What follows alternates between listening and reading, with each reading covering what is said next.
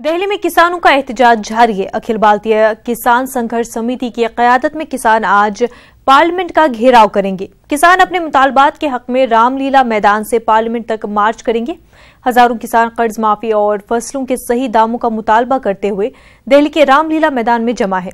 किसानों की तहरीक को तकरीबन 200 किसान तंजीमों और 21 छोटी बड़ी सियासी पार्टियों की हिमायत हासिल है। दिल्ली में किसानों से हमारे नुमाइंदे रवि मिश्रा ने बातचीत की।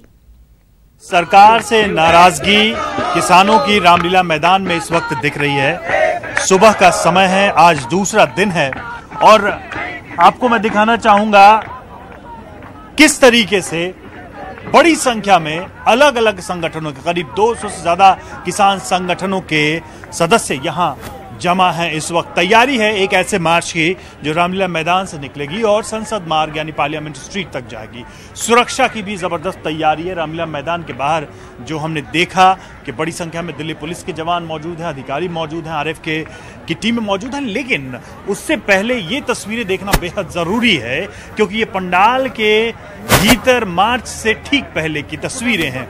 झंडे बैनर तैयार हैं। सुबह चाय पानी नाश्ता करके किसान पूरी तैयारी में हैं कि अब वो अपनी आखिरी जो लड़ाई है उसके लिए निकलेंगे, यानी कि दिल्ली की सड़कों पर निकलेंगे और अपना विरोध प्रदर्शन जताएंगे। सीधे तौर पर किसानों का कहना है कि उनको सरकार सबसे निचले पायदान पर रख रही है, उनके हितों का ध्यान नहीं दिया जा रहा है। स्वामीनाथन आयोग की रिपोर्ट लागू हो ये वो कहते हैं। उनका कहना है कि उनके तमाम कर्ज माफ किए जाएं। जब उद्योगपतियों के कर्ज माफ किए जा सकते हैं, उन्हें बेल आउट पैकेज दिया जा सकता है, तो किसानों को क्यों नहीं दिया जा सकता है। किसान नेताओं से हमने बात की तो उन्होंने कहा कि शांतिपूर्ण तरीके से ये मार्च होगा और शांतिपूर्ण तरीके से ही हम अपनी बात सरकार के सामने रखेंगे। आने वाले चुनाव में ये मुद्दा बड़ा रहेगा क्योंकि किसानों का कहना है कि किसानों की अनदेखी करके कोई भी पार्टी सरकार में नहीं आ सकती, कोई भी पार्टी सत्ता हासिल नहीं कर सकती। तो ऐसे में बड़ा सवाल यह है कि क्या वाकई में राजनीतिक दलों पर कोई असर पड़ेगा। पक्ष और विपक्ष पहले ही किसानों के मुद्दे पर आपस में जूझ रहे हैं और इस बीच में किसान आज दिल्ली की सड़कों पर उतरेंगे। देखना होगा कि आखिर इसका प्रभाव कितना पड़ता है, आखिर इसका असर क्या होता है। क्या किसानों की मांगें संसद के भीतर पहुंचती हैं, क्या किसानों की मांगों पर सरकार कोई सुनवाई करती है। कैमरामैन दीपक बिष्ट के साथ रवि मिश्रा, रामलीला मैदान, नई दिल्ली। दिल्ली पुलिस की जानिब से किसान रैली के मद्देनजर लोगों से अपील की गई है कि वो सोशल नेटवर्क के जरिए ट्रैफिक के बारे में मालूमात हासिल करते रहें ताकि ट्रैफिक निजाम में तब्दीली की तमाम तर जानकारियां उन्हें मिलते रहें।